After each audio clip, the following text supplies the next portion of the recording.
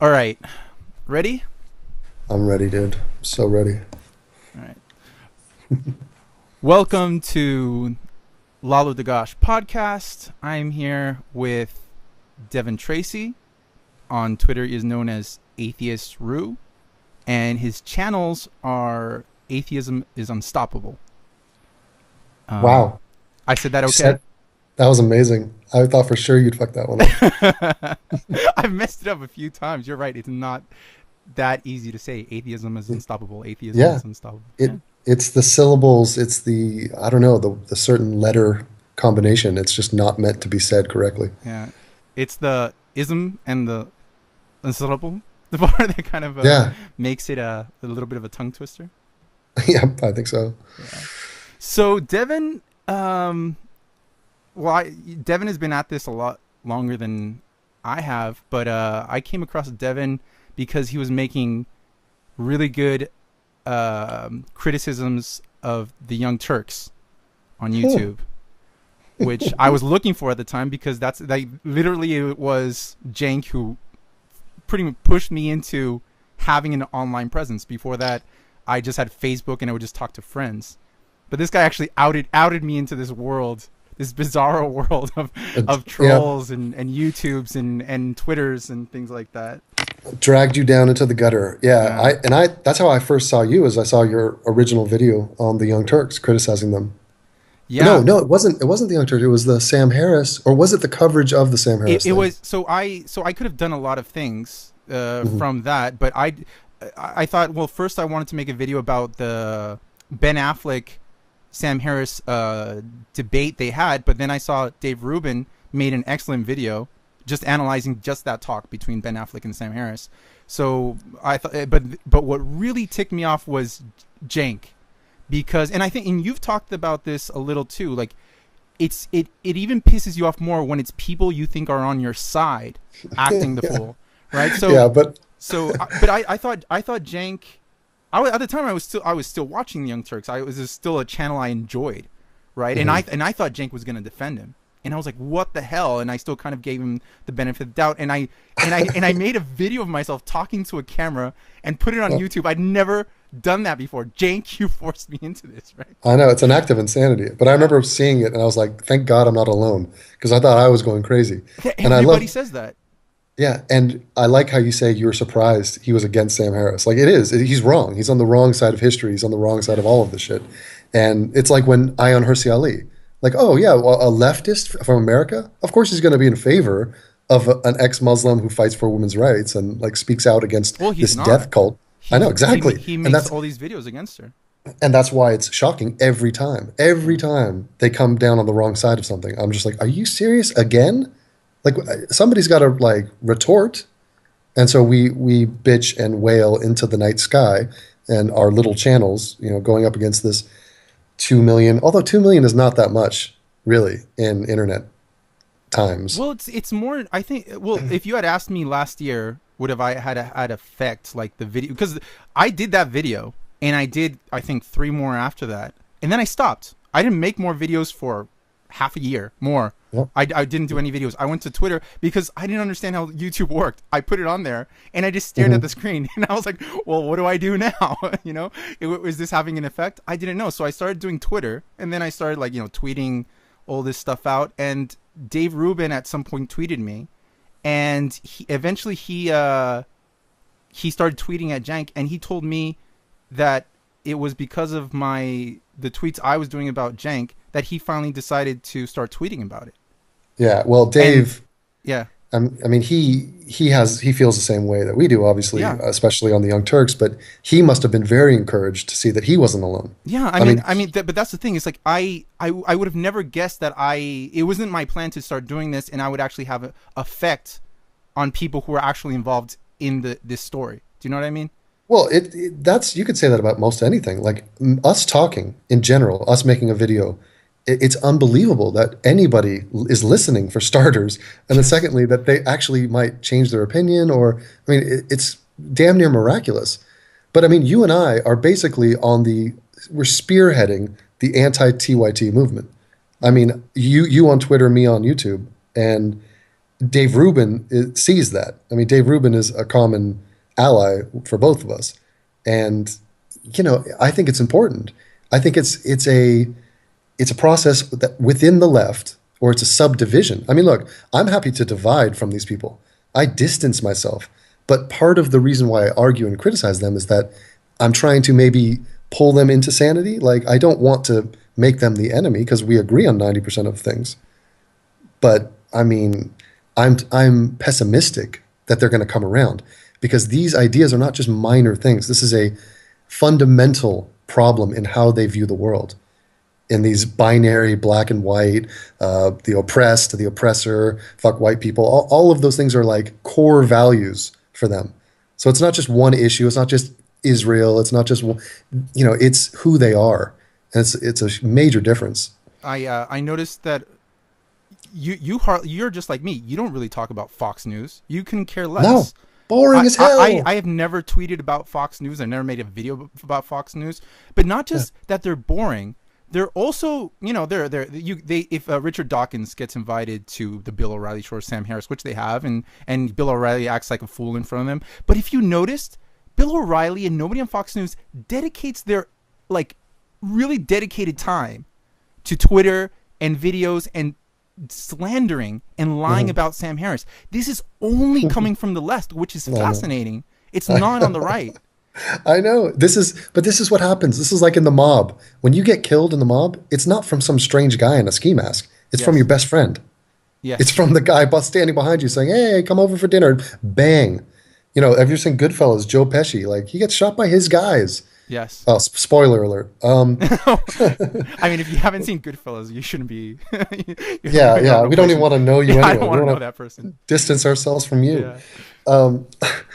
Yeah, it's funny. I mean, it's a learning process too. I didn't even know what a progressive was. Sorry, regressive. I mean, I didn't even know what that was before this Ben Affleck thing. I was like, wait, who are these people? And okay, they call themselves this because I am bored to tears with politics. Politics is not what I'm about. But what it is, the regressive agenda spreads over all issues. It's not just politics. And by the way, Bernie Sanders will lose. I mean, this guy, he is designed to be a loser. His views are way too extreme, and they are comical in my estimation. And I take great joy in seeing the Young Turks hitch themselves to this wagon, this losing wagon, Titanic. And good Lord, I have subscribers of mine who, feel the burn, all this shit. And I am sickened. Every time I see them commenting on my videos, I'm like, oh, I don't want you here. Don't feel the burn. Feel the pantsuit. Because Hillary Clinton is going to win the Democratic. And God, please tell me that Trump is going to lose to Hillary. I mean, I'm not that thrilled about Hillary. I would prefer Obama. But my goodness, this is a needed distinction. And I'm more than happy to not just draw the line in the sand, build a wall. Put that wall up because I don't think they're coming around. I don't know if you're more optimistic about that. But I heard your talk with Kyle, and I don't think it was... I don't think you got anywhere there. No. I mean, I don't necessarily have a talk to get somewhere, but it's more just to put because for example, I had no idea before I talked to Kyle that, for example, he said even if, because first he said he doesn't think these guys are lying, right? Then I put out there well, Reza said this, and he's like, okay, let's just say that you're telling the truth and Reza said this, he is a liar, right? So he said, well, I can admit he is a liar. And then he said, even if that's true, I'm not going to discard him. He's still in favor of gay marriage. And there, even I've seen Kyle's videos, I've spoken to him on Twitter. I didn't know he thought that way until I questioned him. Yeah, right. Yeah, so I saw that. Now I know how he thinks, because that to me is a world of difference between us. I don't know how you think about that. It's a total deflection. This is I made this video about Hitler, and is Hitler evil? How could you say he's evil? He loved dogs. He was kind to his dogs. It's it's a total distraction from the point you're saying. It's no, Reza lied about this. I don't care what Reza's saying about gay marriage. Good. I'm not going to sit there and applaud a guy for being on the right side of one issue that we're not even talking about. It's it's the Majid Nawaz thing. I am not going to applaud a guy for not being a psychotic jihadist. And I'm not going to not criticize Majid Nawaz just because he's better than essentially every other Muslim on the planet in terms of his allegiance to humanitarianism and his ethical set of values, which I share nearly every one, if not all. But I mean, I'm just shocked that a person who I think should be objective. I think he could be objective on a lot of things like Kyle, but for him to say that he still regards useful the words and the ideas of a person that he knows to be a liar, whether anyone it is, like it could be Reza. That's something to me, is that it doesn't work like that for me, and it doesn't work like that in the real world either. Right, exactly. It's like your girlfriend lies to you a million times, is off cheating on you, and then what, you're supposed to be like, oh, she did promise to show up here at 6 p.m. once, and she did come through with that, so I'm not going to take on board the fact that I know she's a known liar. No, your trust has been eradicated. There's no credibility, and so you calibrate your opinion of that person accordingly. But you're just talking about it on a social level, and that's, you could say it's subjective. But on a academic level, where have you ever heard in any field people say, well, he's a liar, but some of his ideas are good, so you should still pay attention to them? It does not work like that. Yeah, and you're only talking about one aspect. You're saying the lying is troublesome. Yeah, that's one aspect only. That's only one. Yeah. How about this? Their actual beliefs, their truly held beliefs, are terrible. They're wrong. They are misguided. They are backward. So it's not just that they smear and distort. It's the fact that the things they're saying are idiotic and false. Like Kyle and his anti-American narrative, just that America's to blame for everything and let's self-flagellate. I mean, it's nauseatingly weak. These people, they don't know how to run a country. They don't know what's out there. He'll say some shit like, oh, we supported a dictator in country X. And it's like, Kyle, do you know what our options were? It was this guy who was a sadistic fuck, or this other guy who was a slightly less sadistic fuck. I mean, that's the real world, and how it operates is not understood by some guy who sits in his basement and just chirps and reads the same goddamn websites every, these regressive talking points. They don't know what the world is. They don't know what war is. They don't know what the realities are. And so it's naive beyond comprehension. And it's just comical that they think that they're these wise, purveyors of, the truth because they have an echo chamber. It's like, no, you don't. Well, you do have an echo chamber, but it doesn't make you right. They just, I don't know. Yeah, I mean, I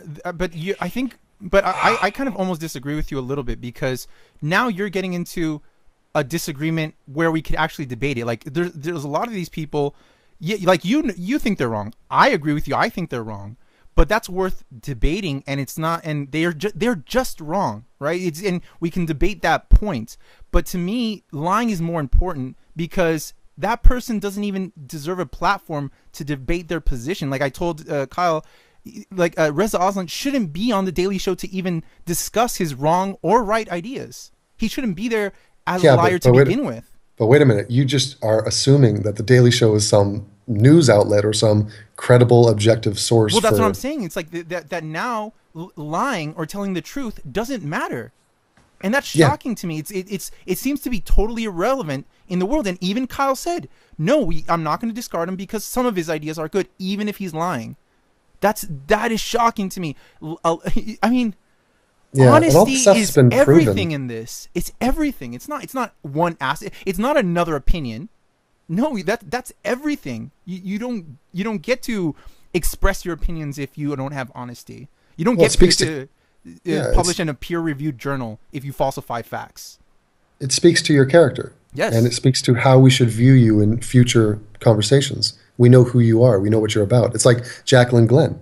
I'm about to do another video where there's 2 more instances of her blatantly ripping off the content of other people. Mm-hmm. And, this speaks directly to who she is at her core.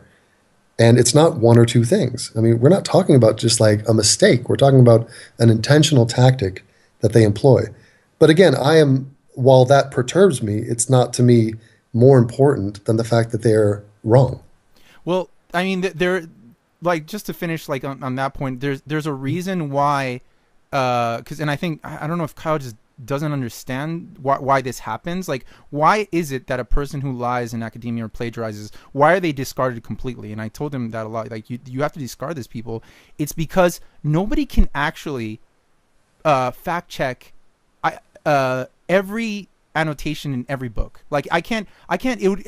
What kind of waste of time would it be if I, knowing Reza Aslan, now I know he's a liar. Okay, now I get one of his books, and because there's some good ideas, but I know he's a liar, I have to fact check every annotation he has in his book. That's impractical. I can't do that. Nobody can do that. So you have to kind of throw the whole thing out. If you already showed yourself to be dishonest, then you can't work in this field.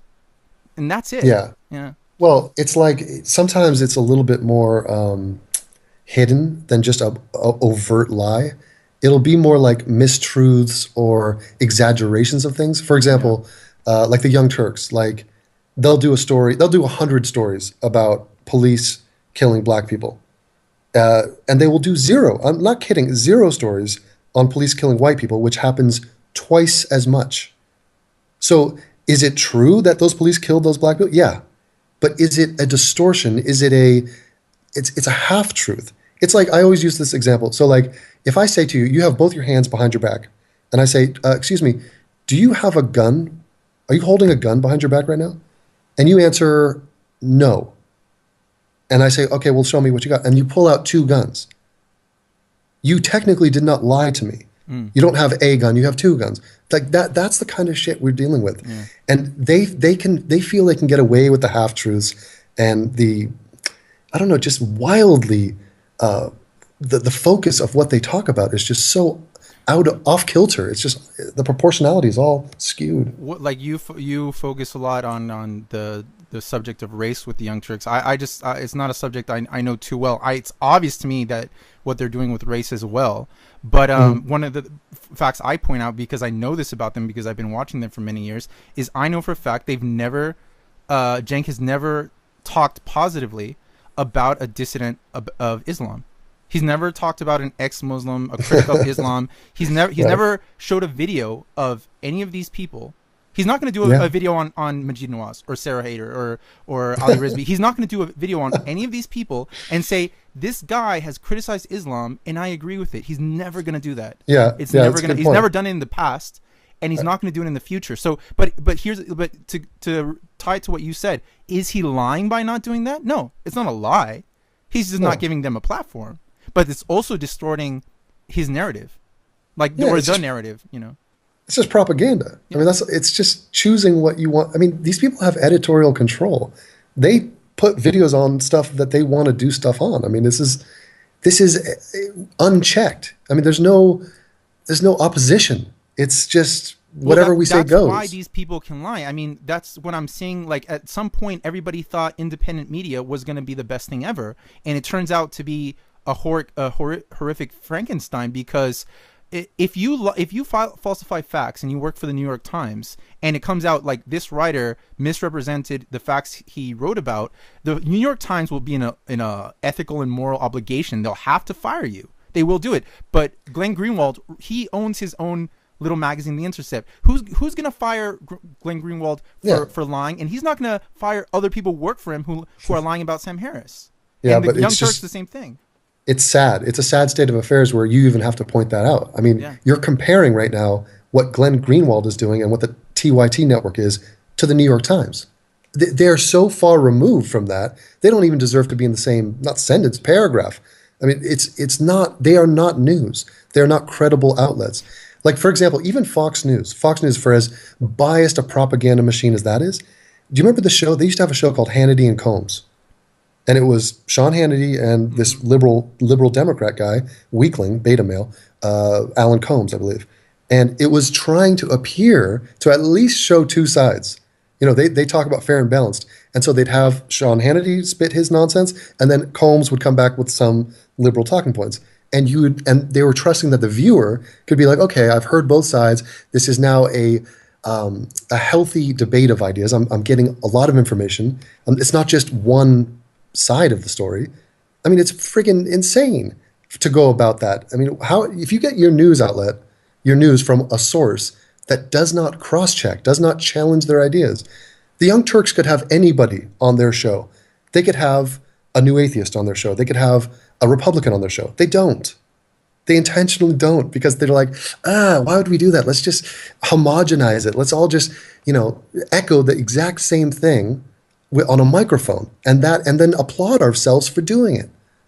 I mean, it's really nauseating when you think about it. And also, it's like he grew his channel up so much, and what moral responsibility or ethical responsibility does he have? That's what worries me, because you know that these are not news outlets, and you say it's ridiculous to compare them to the New York Times. But how many people out there, and I hear this a lot, are saying independent media is infinitely more honest than corporate media? No. It's infinitely more amateur. It's amateur and hacky, and without any set of barriers to start it.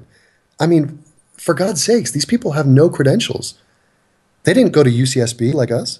By the way, I don't know if you know this, in between when I transferred from Berkeley to UCLA, I spent a semester at UCSB. We need to talk about that more. Okay. We're going to talk about your background a little bit and see the parallels between us. Yeah. But I mean, on this topic, it is depressing that there is no such thing as trustworthy news. We understand what that could be. Yeah. In reality, it actually doesn't exist. And that's depressing. But I love the fact that you noticed what you're not seeing on TYT, which is Sarah Hayter is not being interviewed on TYT. Reza Aslan is. But what else would you expect from a company that is partnered with Al Jazeera? Al Jazeera is not going to be too amped up to hear what Sarah Hayter has to say. And so therefore the Young Turks don't do it. Why? Because they get a huge paycheck from Al Jazeera. No, they never were interviewing ex-Muslims or Muslim dissidents or critics of Islam way before AJ Plus came around, or Al Jazeera. Like that's only in the last few months. That was this year. Before, it's not like Cenk had on all these ex-Muslims and critics of Islam on his show before.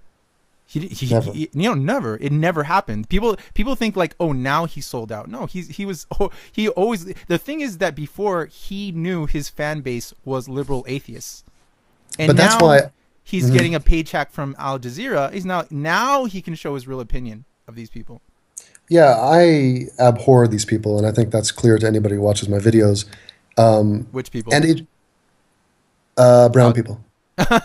No, I'm kidding. The TYT and just regressives in general. Yeah. But what I find troubling is, what is the alternative to TYT if you're a liberal? We don't have a TYT equivalent. So that's why I'm happy to see a guy like Dave Rubin grow, and he's like shooting past 100,000 subscribers. But there is no sort of hub for people like us to get news and to hear the sane side of stories as they come down the pipe. And that to me is a bit like, it's just a void. It doesn't exist. Yeah, no, I agree. I mean, that's one of the reasons I think like we are out there doing it, because there's no one saying it for us. There's no huge channel, speaking the things we know to be true.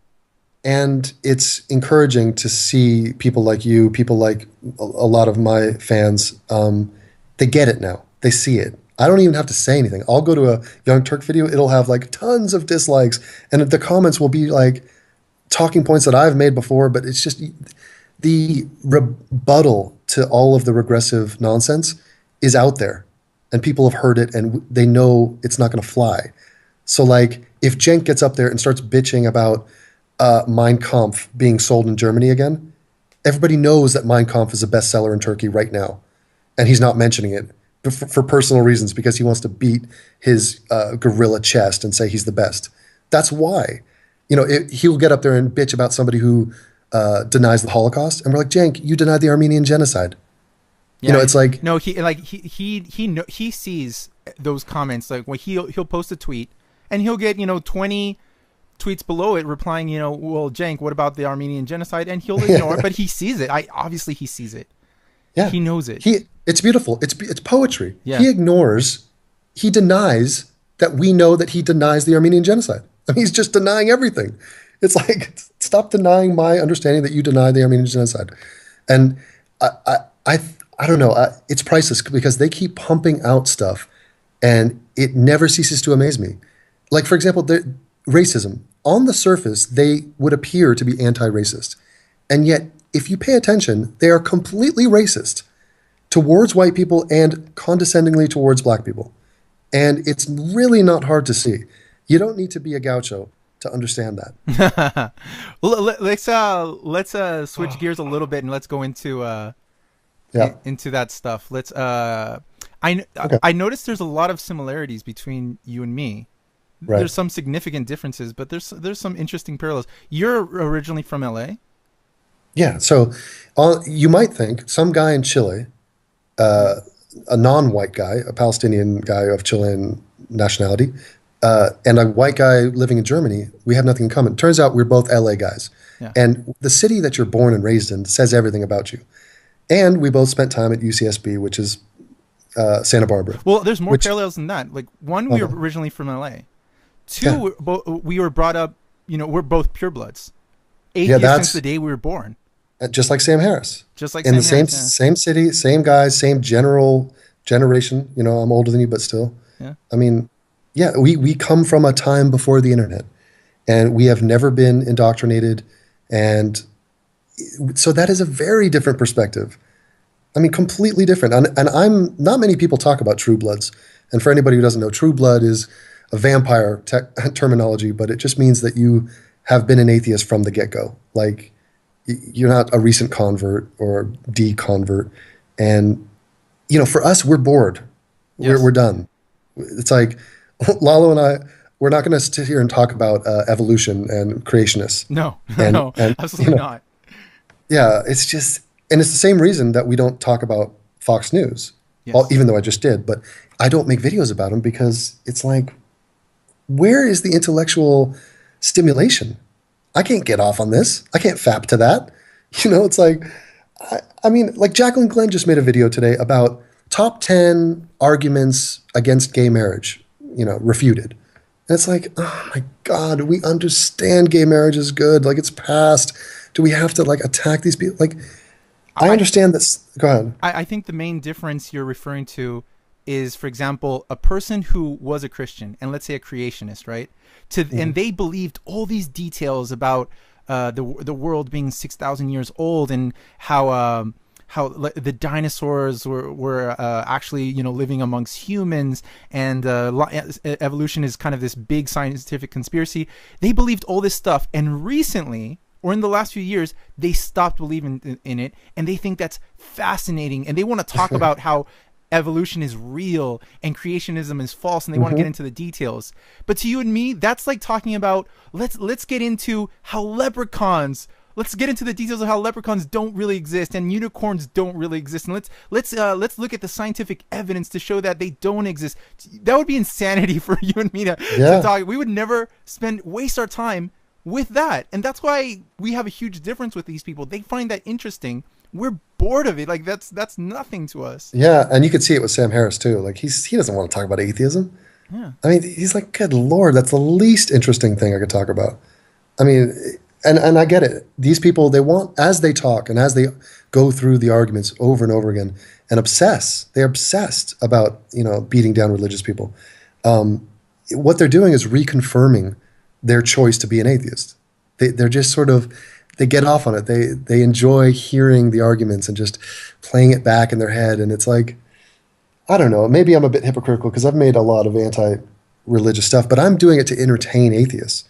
I'm not doing it to hash out the arguments. I mean, good Lord, it's not that hard to figure out. Yeah. Well, and also you were you basically into film as well, during that time you studied? Big time. Yeah. So I studied film at UC Santa Barbara. I took a film class there actually too. The film, the movie I wrote a paper on when I applied to UCSB, UCLA, UC Riverside. I applied to all the UCs that had film schools. I wrote a paper an essay to get into these schools amongst my application, and I wrote it on my favorite film. And I just found out that we have the same favorite film. No way. Which is Leon. Are by you serious? Luc Besson. I was when Nice. you said that, I was absolutely shocked. I was like, no, like no way. Now here's a question that I have for you. Yeah. Is Bruce Lee one of your heroes? Bruce Lee. Yeah. Um, you know what's weird? I might be tempted to say Brandon Lee is even more because like Bruce Lee, I didn't see the interviews. I didn't know the guy. I didn't see the documentaries about him. Of course, as a kid growing up, I enjoyed him Yeah. and I would watch all the kung fu stuff, and he was an epic legend. But I didn't know the man. Okay. But his son Brandon, who died tragically, I sort of saw the movie The Crow and was like got into that, and then the guy died, and I was like, oh Jesus, that completely sucks. And so, but I was like into Muhammad Ali, and Well, we were you both know, into martial arts a lot, or fighting and things like yeah, that. Yeah. definitely. But I mean, but if you say you love The Professional, that's just an instant friend for me. Like I can't believe somebody who loves The Professional and will say it's their favorite movie. I mean, that's the other thing. A lot of people say, well, like a many movies is no, no. For me, The Professional is my favorite film, and I know it's subjective and it's sort of hard to figure out, but it imprinted on me, and I love everything about it. And now Luc Besson has made some shit too. Don't get me wrong, but not that one. I He mean, got that one right. just to me, that movie, there's so many. It's not that it's entertaining, but there's so many taboo elements into it, and it's so unapologetic about the violence, and Well, there's this underlying pedophilia that is just so wrong in well, it. see, that's the controversial thing right Yeah. there. And But because have you that's seen the best thing about it, that it's not a simple you thing. pervert, you pervert. No, well, Yeah, it's well, just there's like, for example, like it starts off you cut up the opening scene with Gary Oldman just massacring a family. It's yeah. not a shootout between like two tough Oh, guys. It's Gary brutal, Oldman, brutally assassinating evil. people, and you see this big, huge guy outside, scared to death, right? He's freaking out. Yeah, And then you have Natalie Portman, who's just like, this Lolita character. And then you have right. Jean Reno, who's not this super smart, heroic guy. He's deciding whether to even help this girl. And he has like kind of almost this mental deficiency about him, right? So all these Well, characters are off in so many ways. They're not what we're used to. That's what I love about it. It's not the yeah, stereotype on any level. it was raw. It It was was raw, dirty, yeah. and it was powerful. I mean, you're right. It is sufficiently violent, not gory, but just No. yeah. Luc Besson loves violence. I mean, every film he does, Yeah. it's a bloodbath. But he also mixes it's not just violence. It's like he adds in the sexuality, he adds in the innocence, friendship, and the score. I mean, I don't know if you noticed that one of the The most score is popular beautiful. Yeah. yeah, my video for Sam Harris, Morality and the Christian God, I used two different tracks and mixed them together from The Professional. Yeah. And it really brought my video to life. My video, has 500,000 views now, and I credit a huge amount of it to my brilliance. No, not just to that. No, to the fact that I chose to use that score, because it's an emotive, powerful score. And it really, listening to Sam speak on top of it, you could do anything. You could read the phone book on top of it. It's going to be awesome.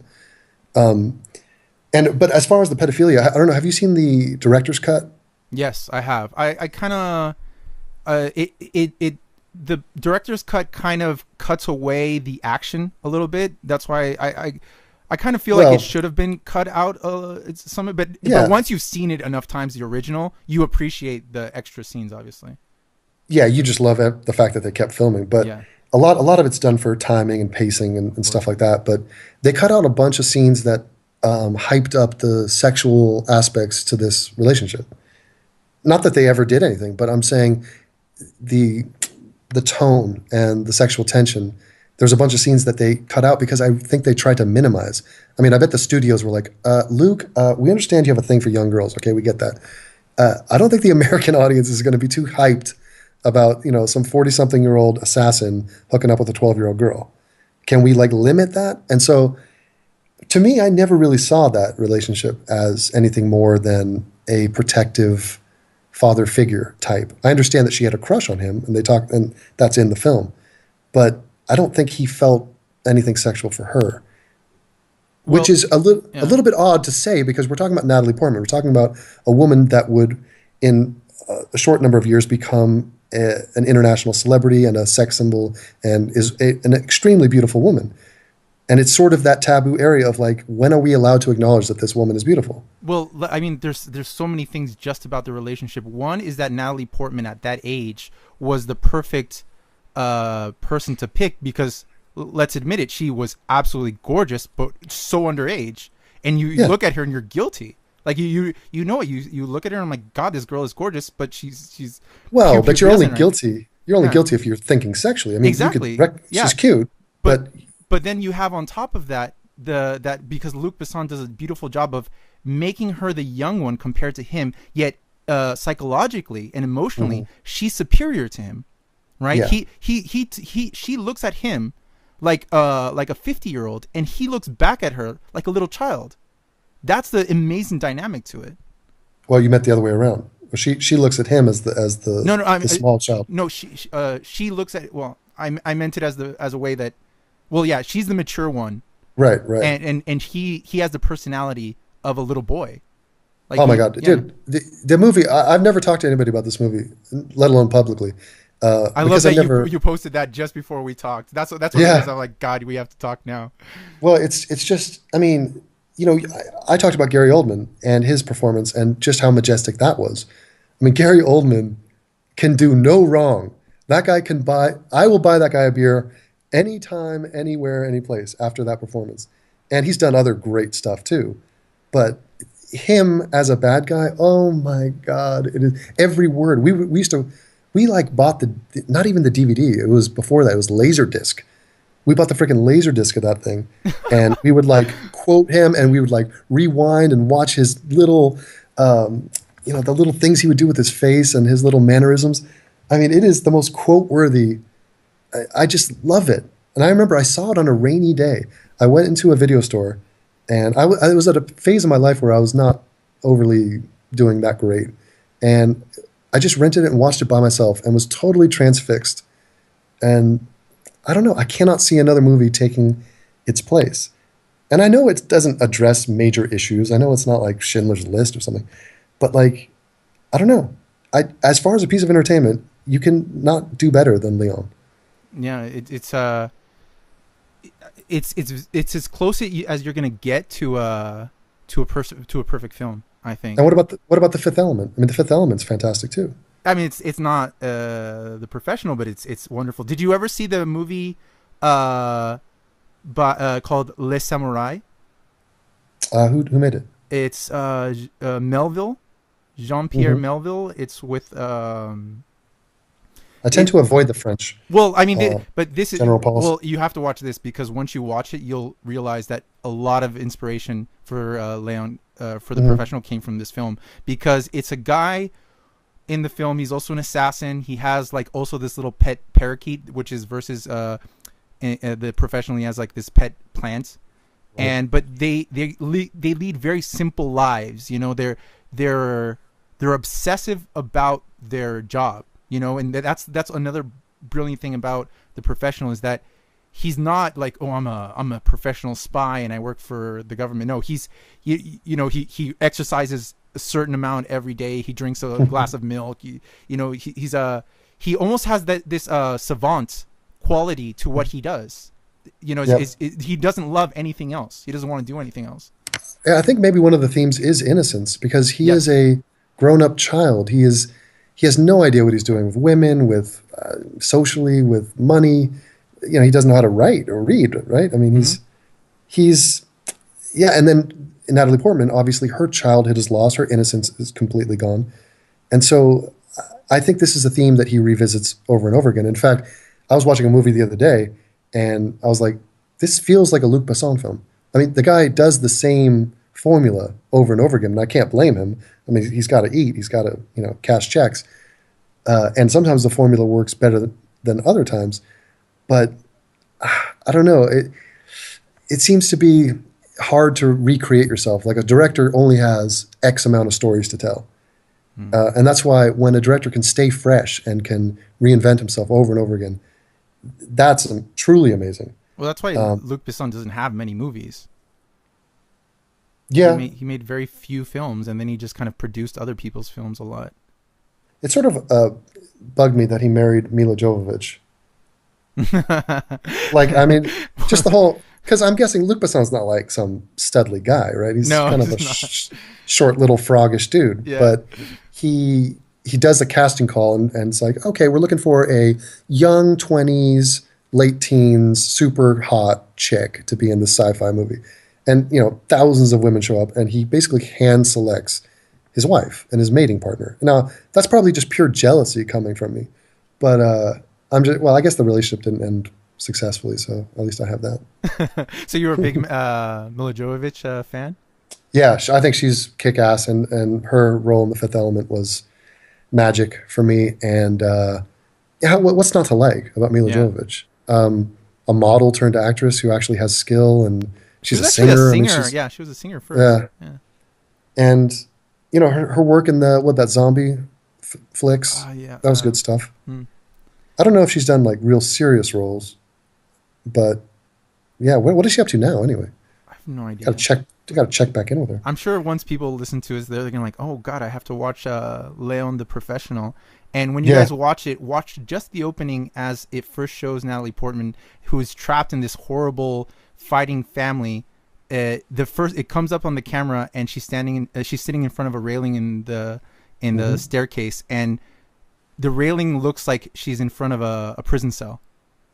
Awesome. Yeah, no, it's just gorgeous. Every moment of it. It's well crafted. And check this out. I already hyped up the score. Score is beautiful. I forget the guy's name. Was he French or Italian? I mean, the guy is a sheer genius. Whoever did that score. Mm-hmm. But they also had two popular songs on the soundtrack by Sting. Exactly. And now, what two people embody more coolness than Sting and Bjork? I mean, it's like, imagine that. You're like, yeah, I just made a film. It stars Natalie Portman in her first thing, Gary Oldman, Jean Reno, and I got Sting and Bjork on board. It's like, good Lord, this is a hit. And that is just a subtle thing that, that ending song from Sting, and it just leaves you with this melancholy, and it's just like a beautiful. It's like having a cigarette after sex. That song, it's just puff away and enjoy Gordon. Do you know that's Sting's real name? Gordon. No, I didn't know that. Yeah. I didn't know it was Gordon. That just ruined Sting for me. Yeah, exactly. Gordon, man. Yeah, but I mean, The Professional is one of those movies that there's no amount of times I can watch it and I'll get bored. Zero. It's just I could watch it infinitely. Isn't it letterboxed? I feel like it's always like horizontal or. Well, now with the DVDs, you can adjust the aspect ratio, so I'm happy about that. And I just love the setting and just the New York, and you get to see New York and see the real character of that city. And not like in a cheesy way like Sex and the City would do, but in just like, no, this is the way things are in New York. This is an Italian deli in New York. This is what goes on there. The sounds, all that. Love it. And the fact that Natalie Portman is from New York. And you'll like this, she's Israeli. Yeah, I know she's Israeli. She's an Israeli atheist, so it's forgiven. Yeah. Well, it was funny. You had mentioned, I watched your Rubin interview, and you said that you had disagreements about Israel, but I don't think you really did. What was your disagreement with him? Well, no, I said we touched on some disagreements. Like there were some aspects of the way he painted the Israel-Palestine conflict that really minor stuff, obviously. He said the bombing is always defensive, and he said, well, it's like, if somebody shoots a bomb into your house, and I said, well, but yes, when you shoot back, what they do what is it called, when human shields, and and I said you have to take that into account. Is it really okay to shoot back? But we're talking about these ethical questions that Sam Harris asked that are very particular. But I think the main thing that Dave Rubin and I shared about our conversation versus other people who might even agree with some political aspect. Some aspects of it are on the same or different side, is that he sees that that the problem is much more about religion than other people. And I think we agree on that. Like it plays a bigger factor. Yeah. And, the reasons why, I believe Sam is right and I believe I'm right, but it's not even that important. I mean, what they are doing, I don't care what reasons they have. It does happen to do a lot with their ideology and being Muslim, but, even if it wasn't that, it would still be abhorrent, and it Well, still needs to be but condemned. that's essential to what's going on. And I mean, I expressed that all in my interview with Ruben is, like people constantly talk about the two-state solution and all that, right? But they think they act like as if we're not getting that because some side is just malicious and wants to kill the other side, like Hamas actually, wants to do. But an essential part of it, the reason that we got this new conflict in the last couple of weeks, the reason you had the first Intifada, and the reason you can't get an agreement between these people is an element that people ignore too much, which is the Jerusalem and the Al-Aqsa Mosque. And I went more into that with Ruben, but that can't be ignored. It's like two parents wanting custody over a baby. And neither of them are willing to budge on that. There's no compromise you can't cut a baby in half, and they can't cut Al-Aqsa Mosque in half. They both want it completely. That is ridiculous, and it's totally religious. There's not a political aspect to the Al-Aqsa Mosque. Well, there's also ethnic and tribal and identity stuff wrapped up in that. Of course, yeah. But I mean, for me, the biggest takeaway from that whole situation is one side wants desperately to kill every member of the other side, and the other side doesn't. They want peace. And I mean, it's just close the book. What else is there to say? That's what we're seeing acting out. And I will say on the record that I actually enjoy the Darwinism and the stupidity of the Palestinians as they continually bring knives to a gunfight. I mean, that is stupid on many levels. It's wrong, it's evil, it's immoral. And yet, when they get shot rightfully by the IDF, I am glad. Do you agree? Well, first of all, I think it's important to make some distinctions. Like people talk about Palestinians. Not all. No. Not just not all, but it's important to make what distinctions there are, because I told all this also to Dave Room, but not in enough detail as what I had liked to. But there is a huge distinction between a Palestinian Muslim and a Palestinian whatever else, whether it be Christian or atheist. And there is a large Christian community. And I even have family who live in Israel who are Palestinian, who are not Christian. And they have had to leave Israel, and while they were there, and some still live there, live under a lot of oppression. Now, who do they live under oppression by? Do you think it's Jews in Israel? No, they get attacked, and they get bullied, and they get oppressed by other Palestinians, namely Palestinian Muslims, right? And when you talk about the Palestinians, like whether it be Hamas or whether it be the people who just lose their minds when on the Temple Mount a Jew goes to pray, right. We're not talking about Christian Palestinians. And Sam Harris alluded to this now, and I hope he talks about it more. He's like, we literally have kind of a thought experiment going on. We have a group of people who identify as the same thing, and they're in the same and under the same conditions. Palestinians, right? All Palestinians are in the same condition, but the Palestinian Muslims and the Palestinian Christians are not acting the same. How many Palestinian Christians do you think are suicide bombers on buses? Yeah, I wouldn't be surprised if it's zero. Yeah, no, right? So there's been none. So again, I think that's another element to highlight the fact that it's when people say this is about land and it's about occupation. If it was about that, we should see an equal acting by all Palestinians as an equal, and that's not the truth of the matter. I can appreciate what you're saying and the nuance that you're bringing to the table. I mean, this is really, when I say stuff like, I'm happy to see the Palestinians get shot when they go on a knife-wielding spree, I understand that just for brevity's sake, I can't go into every detail of, like, I'm not talking about Christian Palestinians. I'm not talking about the Palestinians that aren't attacking with knives. I'm not talking about children Palestinians.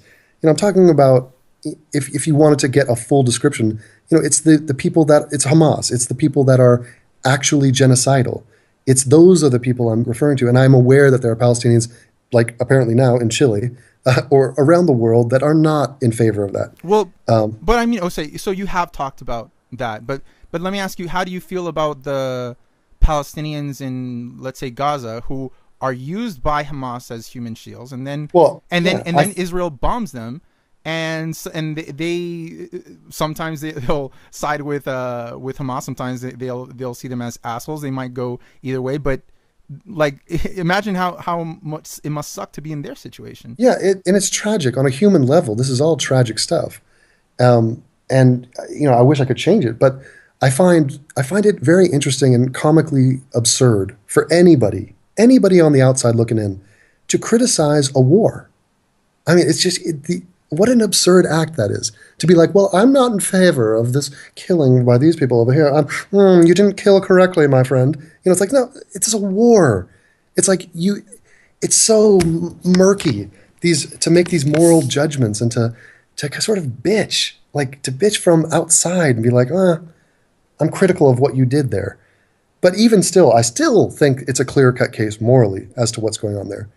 And as far as the civilians, and really it's tragic to see the kids. I mean, you see the kids in the videos that keep coming out translated, and you're talking about 3, 4, 5-year-olds who are just basically hell-bent to hate. And they are doomed. They are on a pathway straight to death or a life of misery. And it's like, there's nobody intervening to stop them. Why? Because their parents got taught the same thing when they were kids. But I also posed this question to Dave when I talked with him. So I agree with you. You have one side that is extremely psychotic, like not to a different level. Obviously, you have a neighbor, let's say, who may have you might have religious beliefs, but their religious beliefs demand that you disappear off the face of the earth. Now, and I acknowledge that reality, but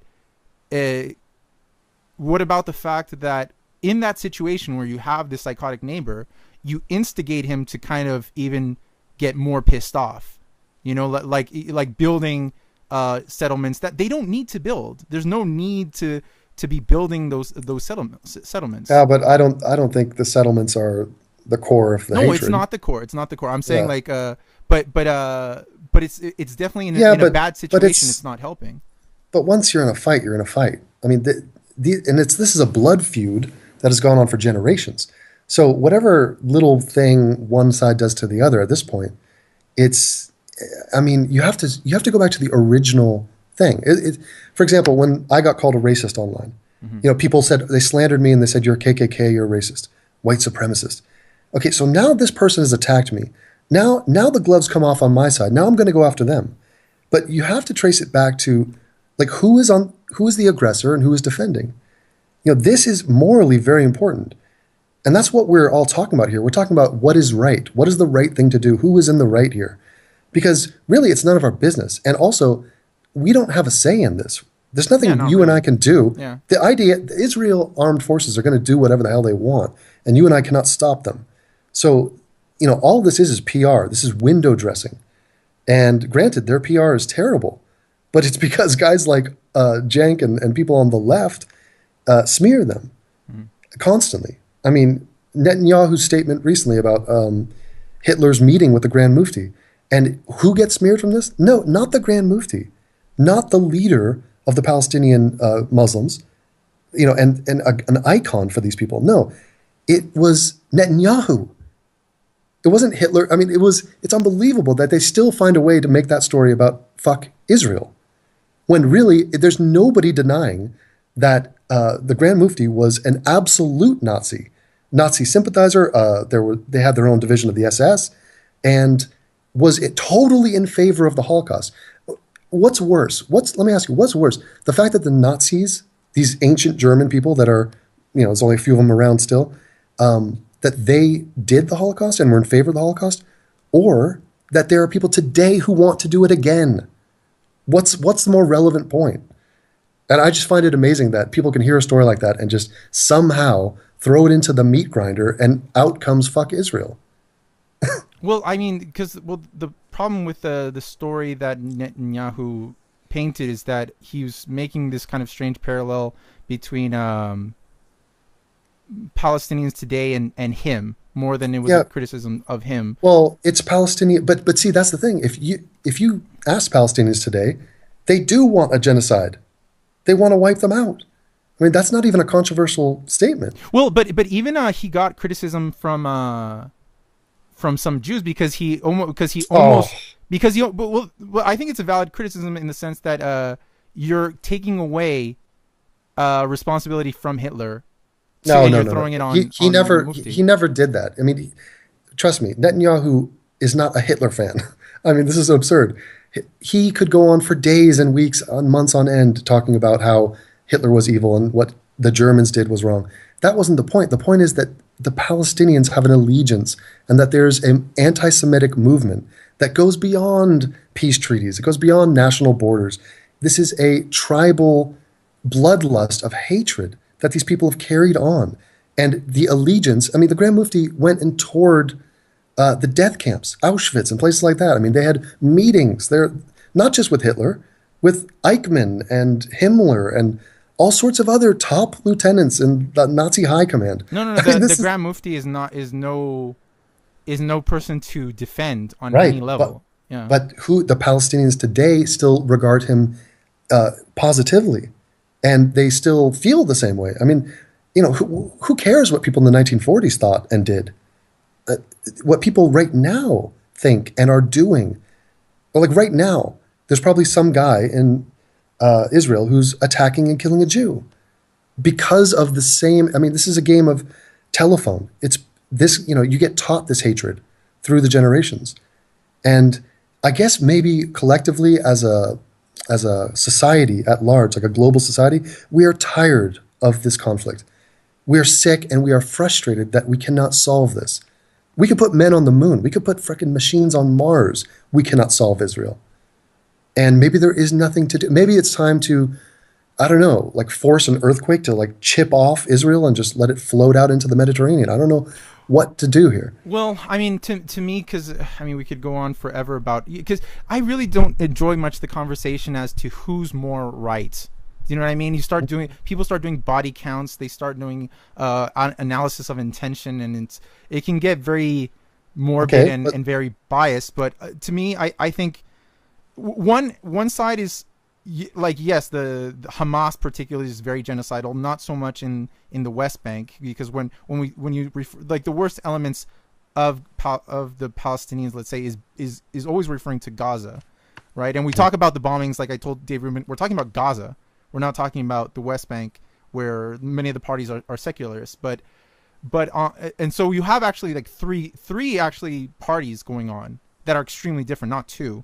And in the West Bank, you can't exactly say that they're hell bent on destroying Israel. And on top of that, Israel, every time there's kind of an attempt for peace, they start amping up their settlement programs, and then you have this hell bent actor that is Hamas, that is trying to instigate any and destroy any peace agreements. So, well, wait a minute. A few settlements is not this. They left Gaza. I mean, how's that for a olive branch? yes, but I mean, like, I think we both agree that these people are looking for excuses, right?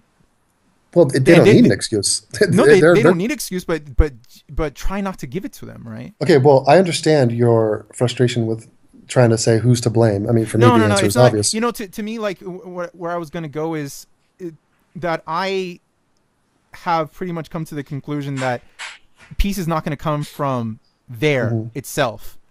To me, when I hear people say like they should do a two-state solution, that's just it. To me, I see it as two 5-year-old children beating each other up.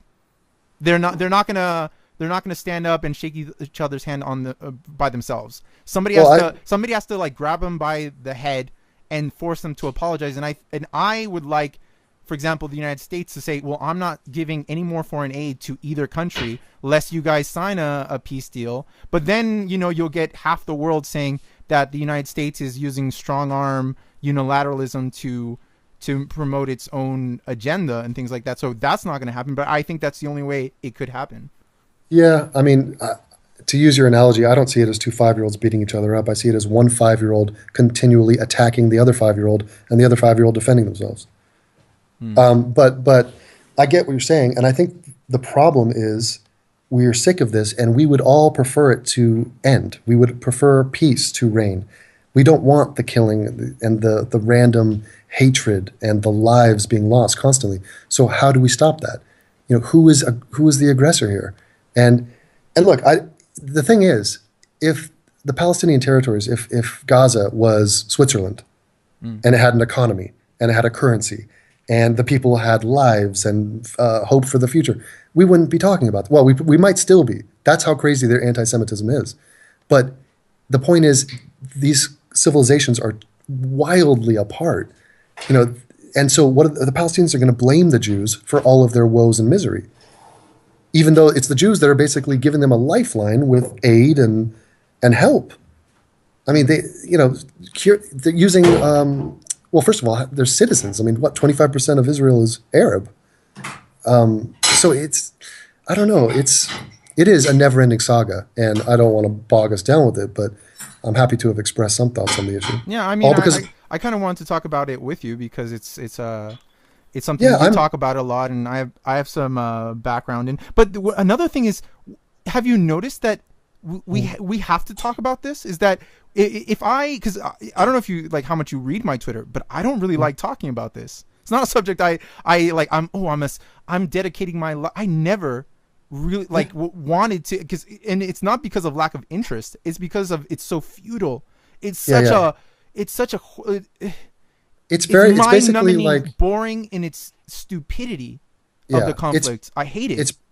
It's basically like being a weatherman in London. It's like, it's raining today. Okay, yes. You knew it was going to rain today. It's raining tomorrow too. It's news alert. And if we talk about Islam online, whether it be YouTube or Twitter, for some reason, somehow somebody's going to say Israel. Yeah, it is it's a toilet bowl, and it always ends up with let's talk about Israel, and not even talk about Israel. Let's blame Israel. Fuck the Jews. It's unbelievable after all they've been through with the Holocaust, all of that. But that's just the Holocaust, the thousands of years of anti-Semitism and persecution, and they're still dealing with getting oppressed and beaten down on by the media and by people who are just hell-bent on spearing them out of existence.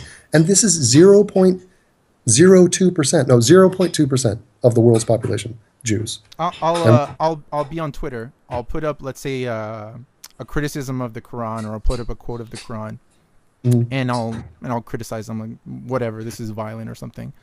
The criticism I'll get from some random Muslim account is, "Are you Jewish?" Yeah. It's not more than that. "Are you Israeli?" Right. Something along those lines. It's like, they will, sometimes they won't even ask. It's like, well, you're just saying this because you're Jewish. Right? I get a lot of mail. In fact, today I got a letter from a guy from Israel, and he was just like, "Dude, I love your videos, but I just wanted to thank you as an Israeli. There's not many people out there who are A, not Jewish, and B, take our side on this." And, I'm happy to fill that role. I don't feel what I'm doing is in any way going to change anything in anybody's minds. Maybe some people, because the problem is people like the Young Turks and AJ Plus, they paint a narrative of that situation that is absolutely not in line with reality. And so, my little small ass channel is not going to change anything, but maybe a few individual people. But I mean, I mentioned you today because I was impressed by the fact that you study North Korean political or nuclear stuff going on in North Korea, and you're not Korean. You have nothing to do with Korea. Nothing at all. And you take an interest in Korea, and that to me is something to be commended. We have to care about our fellow man. We can't just care about self-interest. And yet many people do that. It's just, how is this benefiting me? If Israel and the Palestinians get peace, I don't benefit from that. And yet, so I don't know. I think there's... And that's why, I was watching the interview between Kyle and Greenwald, and that's one of the main things I brought up with Kyle is, like, you said that it's unethical that people criticize problems outside their country. Not just that you don't do it, but it's unethical to even try. Yeah. I found that offensive, as like you were saying, because I've dedicated most of my life to actually studying things that have nothing to do with where I'm from. Know. No connection to whatsoever. That was painfully unworldly of the guy. I mean, that's spoken from a guy who's been living in New York for his whole life. I mean, it's like he doesn't see the outside perspective. And I don't think that's what's going on, by the way. I don't think it's some ethical thing that they think it's important to criticize America. I think what's going on in the mind of the regressive is that they want to solve problems in the world. They're do-gooders. Okay, they're Boy Scouts. They think that if I just use my words right, I'm going to solve the world's problems. And so in their mind, it's impossible to solve the world's problems. You know, that's the way it is. But they think if I can just attribute all of the world's problems to America and America's foreign policy and America's imperialism and all that shit, then I can target that. I might be able to do so. If I could just stop America, then ta-da, the world's going to be a better place. I actually disagree with you a little bit on why the source of the problem was basically you're describing like anti-Americanism, which is not a subject talked about at all. But if anybody who's lived outside, even in Germany, I'm sure you find it like, you know, people who are just, you know, the origin of every conflict in the world right now is the United States, no matter what. But I think with people in the U.S. who are anti-American, I think like the problem of let's say maybe somebody like Kyle or a lot of these people who just think the United States is the origin of every single problem. I think one of the reasons that they are like that is because they have no idea about problems outside their own country. Like if you ask them about politics, they know their own politics. They think if you right and left to them is right and left American, Republican, Democrat. What could they actually describe about any political system or politics outside of the U.S.? Nothing. So they know the criticisms of politics in their own country. They have no idea of what's the shit going on. The same thing with race. Many of the things you talk about race in the U.S., I see that these minorities or people of color, as they like to be called now, black people, Latinos, Asians, they talk about racism in the U.S. in a way, like I think their main problem is they have no idea how bad racism is outside the U.S. They only know their own personal problems and the things they see on the news. They have no idea what incidents are going on with race anywhere else. Well, part of this is common sense. It's, you're going to care about the things surrounding you and what you're dealing with. And then part of it's logistics. You cannot understand. There's not enough time in the world to read everything and to understand the politics of every different region. But on the racial front, I mean, please take a trip to Ireland and look at the racism between the white Irish people and the Polish Irish people. So they have a huge Polish population in Ireland, and these two groups don't like each other. And this is white-on-white racism. And that would confuse them. You know, go to South Africa and you find the Zulus and ask a Zulu what he thinks of a Nigerian. You're going to find, I mean, they're not going to call it racism. It's negativity, it's hatred. I mean, it is most definitely racism, but they just don't understand that there are paradigms outside of the United States, which is a quintessential aspect of being an American.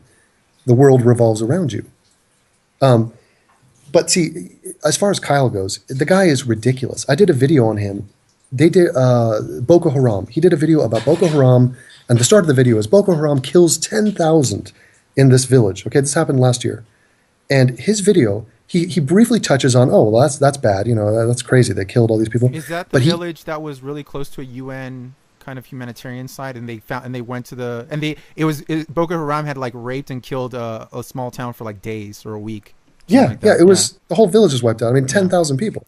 And so what he did in that video was he instantly switched the conversation to fuck America. And it was first, why is the American media not covering this story? Why is the American media focusing on the Middle East and ISIS, but they're not focusing on Boko Haram? And it was like, because they don't care about Africa, because Africa is black, and who cares about black people? Let them kill each other.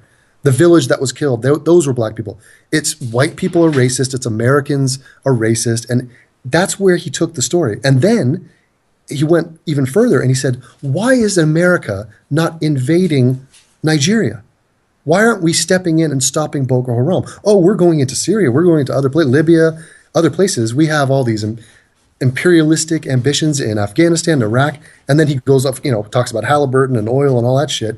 And so basically he's saying we should go in to Nigeria, but we don't because we're racist. And I guarantee you, if we did go into Nigeria, he would be the first one to say, why are we in Nigeria? So we're damned if we do, we're damned if we don't. And it's just an excuse for him to get back to his story of fuck America and white people are racist. And that's a story that started with black Muslims in Nigeria killed 10,000 people. And he still got to his talking points. Yeah, and I'm sure he didn't even start with any criticism of the religious reasons behind what was happening there. And he will. I mean, he'll touch on that, but then he'll, instantly brush it aside and be like, okay, now back to my point. Noam Chomsky said, it's like, oh, God, kill me, gag me. Yeah, I don't like him. And his video about, here's what we should do to make a peace between new atheists and regressives. He was half right. Everything he said about the new atheists being right, that was true. And then he tried to force feed these regressive talking points. Like, no, you're wrong. You're wrong on these points. And you trying to sit on the fence and take some half-assed midway position is not a compromise. It's not nuance, you dork. It's not sophistication. It's just you half-assing a wrong answer. I don't know. I'm going off on the guy, but he's one of the good guys. He's on our team. Yippee! I don't know if you could say he's like on our team, but like those criticisms you make, I agree with them, but I mean, at least I was honest in my compliment towards him that I don't see him lying about the other side. He doesn't participate in the slandering that these guys do. Now he doesn't call them out on it, which pissed me off, and that's what I discussed with him. But I mean, there's a limit to how much I could. If he's not willing to recognize it, what am I going to do? Just keep yelling at him for a half hour? Recognize it. It's just. But I understood better his position after the talk. It wasn't for the rest of the world. It's these talks I do are 90% for me, right? Yeah. Well, I just love what Sam Harris just absolutely schooled that kid, and what he said. The two sticking points for me were he said, "Look, yes, regressives, you have a crumb of truth. There's a crumb of truth to what you're saying." But you blow it up and you have no idea how to calibrate the proportionality of this crumb. And you avoid the larger picture and the obvious situation, which is that you're not seeing what is truly at play here in almost every issue you cover. And then the other thing he said was, I have to put on training wheels. So Sam Harris, he goes, I enjoy your follow-ups better, Sam. I enjoy it when you defend yourself against these baseless accusations that the regressives attack you with. And he goes, yeah, I have to dumb it down and put training wheels on because you people don't get it. And he's like, well, that sounds a bit condescending, Sam. I mean, how dare you? And it's like, yes, Kyle, he should condescend to you. You are beneath Sam Harris. It's unbelievable that you got to talk to Sam Harris.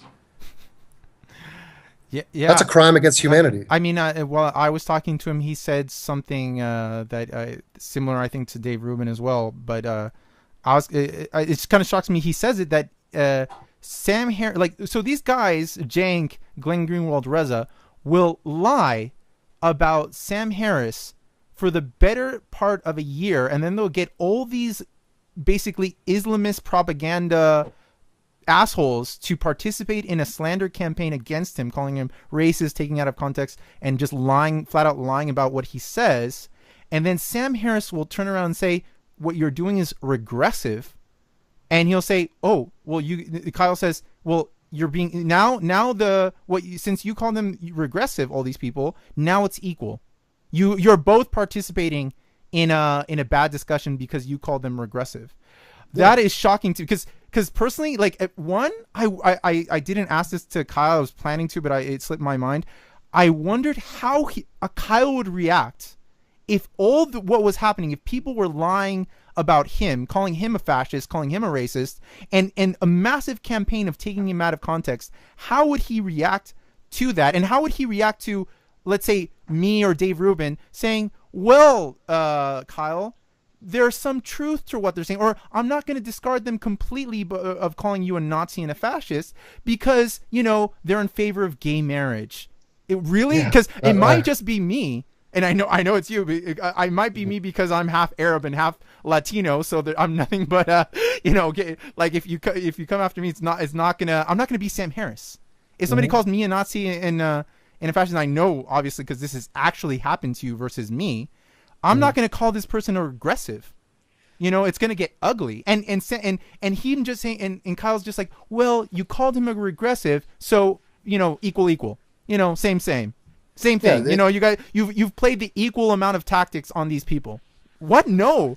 Defending yourself, and he should be calling these people fucking assholes, and that's not even equal to what they're doing to him at all. yeah. Well, this is just classic false equation. Yeah. These people just spew out false equivalence after false equivalence, and it's petty. But the problem is they know that the ideas that Sam puts out are right. I mean, on some level, that's why they have to go into a campaign of smearing and misrepresenting. And this is like you're a fighter jet pilot, and you got some guy behind you in a superior fighter jet, vastly superior. What are you going to do? Engage him in a dogfight in the air and lose? No. You're going to go into evasive maneuvers. You're going to start barrel rolling. You're going to do a nosedive. You're going to pull up. You're going to try to do the Tom Cruise move where you stall out, let him pass. Like you're doing anything because you're a chicken with its head cut off because you're going to lose this battle. I mean, it is not even close. You heard the Sam Harris, Kyle Kalinske interview? Mm-hmm. That was a friggin' beat down. I was like averting my eyes from my laptop because it was so embarrassing to witness. And there was no video. Yeah, right. It was just Sam's big mug. Yeah. But I mean, and yet he's not going to acknowledge that. He's going to go back to his 200,000 subscribers and be like, did you guys see? I held my own with that Jew. It's like, and by the way, don't let it be lost on you that Sam Harris is Jewish and that he is the recipient of all this hate. Hey, sorry, man. Pulled a CJ Whirleman on you. My computer crashed, and I'm back. All right. Okay. Well, like I was saying with your point about, I don't know. Well, actually, to come to think about it, it's not exactly making your point, but there is there is an element. You're pointing out he's Jewish, but actually, my video was more about him being white. In the video I did, I said if it had been Ayaan Hirsi Ali in front of Ben Affleck, he would have never said the things he said. Now, that's mainly because he's in front of a white male American, right? But you're also pointing out the fact that he is Jewish, and for a lot of these people, it's not maybe the reason that Glenn Greenwald is attacking Sam Harris, but it is definitely a reason a lot of these guys, especially from the religious apologists, that they do attack him, and they do, obviously, even though Ayaan Hirsi Ali is making essentially the exact same points as Sam Harris, they don't attack her in the same way. Who are we listening to that said the messenger matters? Oh, Dean Obadiah.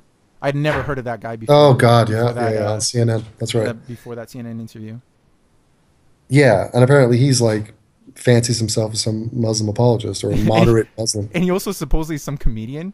God, what an unfunny douche. That's really crazy. That's crazy. That's literally crazy talk. Like, I almost want to sit down and just open up a dictionary and be like, do you understand what a comedian is supposed to be? Like, you really have to be funny.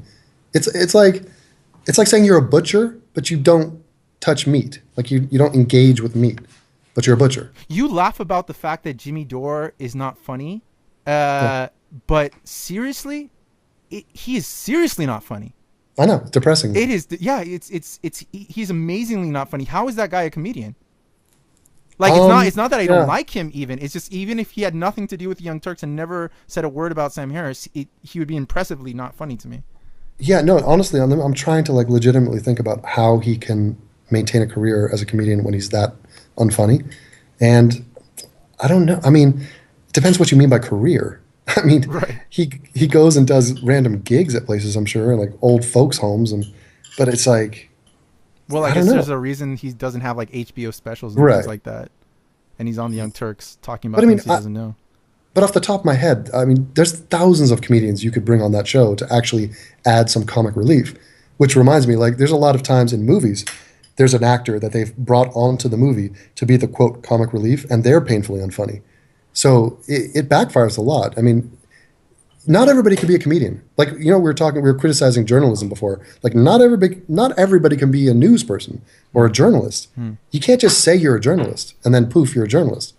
Like, you have to actually train and actually have the credentials and be legitimate.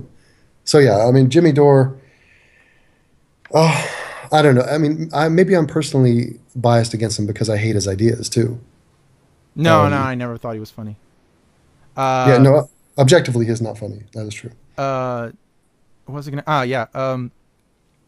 I kind of want to ask you, how long do you think can you be doing these attacks on not attacks, but like analysis and breaking down TYT and things like that, or just making defenses? Like I make a lot more defenses, I guess, of Sam Harris, particularly on very like particular issues that I post on Twitter. But I like nobody pays me for this. It's not like I know Sam Harris, right? It's like I can't. It's not. I've dedicated a lot of time to this for the last few months, but I can't keep doing this. It's Yeah. you know what I mean? It's right. like Sam Harris can't keep doing this. You know, it loses some of the novelty, and yeah, it's frustrating and tiring. But I'm doing it just because I enjoy exposing them, and I enjoy the intellectual process of understanding just how demented and wrong they are, and then insulting them, rightfully insulting them, and making fun of them. So I'm mocking and shaming them, and I do it to entertain people and entertain myself. But yeah, I know what they're going to say. They say the same things over and over again. I don't know though, but I mean, look at my lineup. You know, I have a lineup of atheists that I admire, and who's in my lineup? Bill Maher, Sam Harris, Dave Rubin. These are all guys that are Ayaan Hirsi Ali. These are people that are smeared by the Young Turks regularly, and so of course I'm going to ride in with my white, knight routine and just fight back. I'm not just going to let this fat sack of brown shit like just go off and go wild. And for all of your viewers, which are in the hundreds, as no, it's a couple hundred, but yeah, let me explain. Let me explain right now the reason I called him a brown sack of shit, because Cenk Uygur is from Turkey and he is brown, and he calls me white, and therefore I will call him brown. Now I want you to think about that and understand why that's completely legitimate to say. I tweet Cenk Uygur at least once a week with one word, and the word is brown. And I'll just tweet brown or you're brown, just to enrage him, just to make him understand that if he wants to call me white, I'm calling him brown. If he wants to call me English American, I'll call him Turkish American.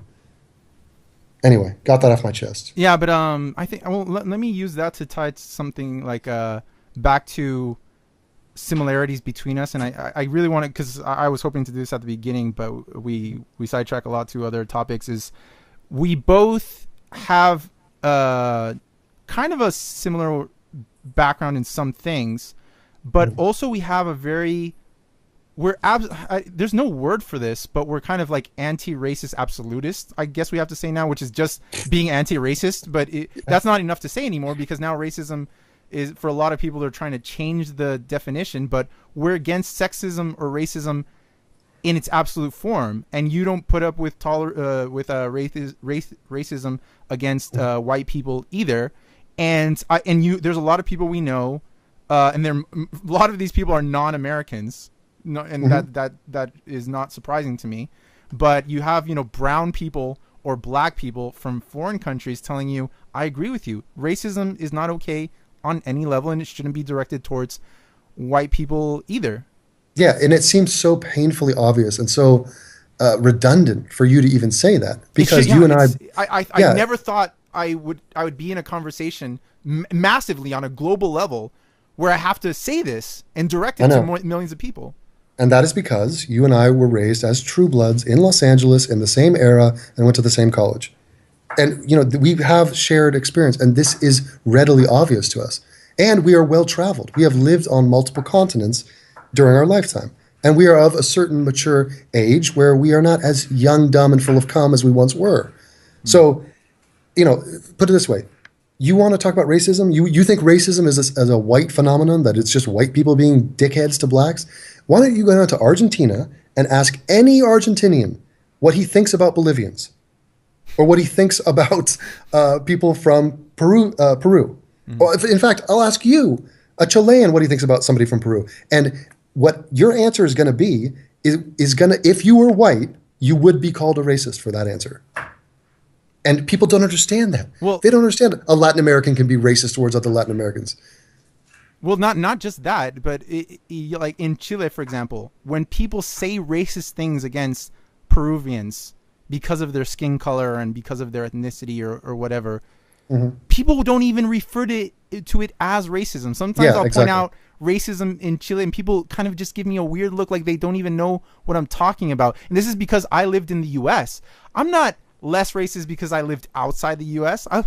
In the US, like these kind of ways of speaking about minorities and races, I wasn't surrounded by that because I wasn't exposed to it by one, my parents, and two, because I was very young when I was in the US, and I started seeing that in Chile. And then I go, we both studied in UC Santa Barbara. Santa Barbara is what, like 95% white, upper middle class, or almost rich people. Well, the city, yeah. And even the students. I mean, UC Santa Barbara itself is like 90% or 8. It's probably not that much, but it's like 80% white students. I have no idea what it is now, but when I got there in 2002 or something, there's some diversity. I mean, it's California. I mean, it's but it's, you don't hear that kind of talking there. And if I just said around a bunch of white people in Santa Barbara something really racist against black people, do you think those white people are going to look at me and be happy with me? No, but like if you're in Chile and if I just say like, black people to me are kind of dirty. If I said that in Chile, nobody would look at me in a weird way. They'd laugh and giggle and say, yeah, they kind of are. Hey, I could say this in a public place. And it's something that people just don't think about. They've never experienced this. So they're just like, oh yeah, it's the slavery thing and it's the white people thing. Right. In fact, I love the fact that you're talking about language and how you don't even have a word. Like you would never call somebody a racist. We were talking about earlier today, I was in a hangout, we were talking about bigotry. And what bigotry is, it means to unfairly dislike a group of people. And the key word is unfairly dislike them. I mean, you could fairly dislike groups of, like I fairly dislike pedophiles. That's not bigotry. If I dislike pedophiles because I just don't like the word pedophile, that might be bigotry, but it's because it's unfair to like someone just based on the sound of the word. But I asked this Indian guy, we had an Indian guy in the hangout, and I said, okay, what would you call somebody in India who unfairly disliked Pakistanis? And he thought about it for a second and he went, there is no word for that. Because there is no unfairly disliking Pakistanis in India. It's just, what do you mean? You have a million reasons to, it's like Islamophobia. What do you, I mean, I don't know. I find it amazing that it's oftentimes the things you're not hearing, the words that don't exist, that are very telling. You kind of remind me of after the Sam Harris, Ben Affleck thing on The View, Rosie Perez said, that the problem with what Sam Harris and Bill Maher were doing is that they were generalizing, and all generalizations are incorrect. And that kind of threw me back. Like, what? I love it. Like how can that even how can that statistically be possible? Everything done is under 50%. Everything. It's literally stupid. It's literally just a ignorant statement that is what she means to say is, are you saying all? I mean, it's that whole thing. Are you saying it's 1,100%? It's like, no, Rosie, we understand, but life is about generalizing. I mean, that's how we got here. Do you think the cavemen were like, you see that lion that's approaching us? I saw a friend of mine got killed by a lion a couple of weeks back. Maybe we should run now. Well, wait a minute. Are you saying all lions are human eaters? It's like, well, no, but there's a good chance that, no, this is not how the human mind operates. We live on a planet with 7 billion people. You must generalize. Now do it accurately. Don't just, throw out random shit willy-nilly. I saw this way back when I was in UC Santa Barbara, this regressive mindset and this really bizarre take on racism. I was taking an Asian American Studies class, right? And at the same time, I had taken a bunch of Korean history, Asian cinema. My main focus was cinema, but I was kind of doing a minor in Asian studies to match my Korean cinema focus. And so I knew all the Korean teachers in the school. I would, obviously in any of the classes about Korean history, it's full of Korean students. So I know a lot of them. And I'm in UC Santa Barbara, there's this 24-hour room where it's part of the library and it's open all 24 hours a day where you can go study. And nap. You can go nap, but the room is constantly filled with obviously mostly Asian students almost all the time. I go in there and it's like, every Korean I know is in there, of course, right? So I'm in this Asian American Studies class, and and a girl gives a presentation like, oh, it's so racist to do this and that, and one of the things she says is like, we stereotype that Asian people are smart and they spend all day in the library, and this is wrong and it's racist and blah blah blah.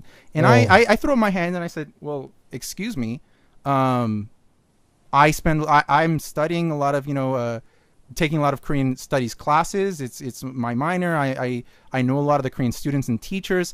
I spend a lot of time in the 24-hour room. It is filled with a lot of Asian students, and I'm actually taking my time to understand why these students, who are a small minority in the school, are in the 24-hour room studying very hard, versus I don't see the minority like myself of Latinos there. Now, I've actually studied the fact that this has a lot to do with the concentration on education that comes from Confucius beliefs, that, high respect towards teachers and parents and education that dates back centuries. Sure. And I've spent my time doing this, and I basically believe what you just said is racist. So you just called me racist and disregarded all this time I've spent understanding this fact.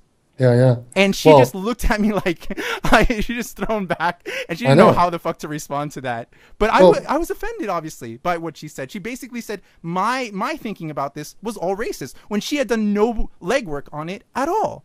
Yeah. Why are people so averse to generalizing? Good Lord, these things are true. It's like, we don't have time to sit here and go over every single instance and every single person. We're allowed to look at trends. I mean, it's like, I love how people are happy with this answer of like, oh, stereotypes, they're all false. They're not. Here's the magical, beautiful thing. Stereotypes are all true. This is a bold statement. Every single stereotype is true, and this is a general statement. But it's not 100%. But in general, if you had to say, are they mostly false or mostly true? They're mostly true, and this is confirmed a million times over. And obviously, you could talk about a specific one here or there. And it's not all people, but good Lord, it's like we run into this all of the time. It's not just about Asians and schooling. It's about Muslims. Are Muslims in favor of suicide bombings? Well, yes, some of them are, and we know the percentage. Well, are you saying, oh, you can't stereotype? This and that. And it's like, we run into it. People just, it's not even an argument. It's just a stalling tactic. And we got to fight through this nonsense to get to some point at the end of the rainbow. It's like, damn it. It just wastes our time. Yeah, I mean, imagine the same conflict I had with that girl on that point. That she was just another student, saying like, this is racist. But her thinking has kind of speared out into a wider philosophy on an academic, wider spectrum. And now it's stumping actual advance in thought, like for Sam Harris and Ion and all these people. This girl's thinking, which is not her own, it came from somewhere. It came from other people who are regressive. And at the time, like, this is like 2002, 2003. This wasn't widespread that much yet, right? It was just like kind of few people, and this girl said it.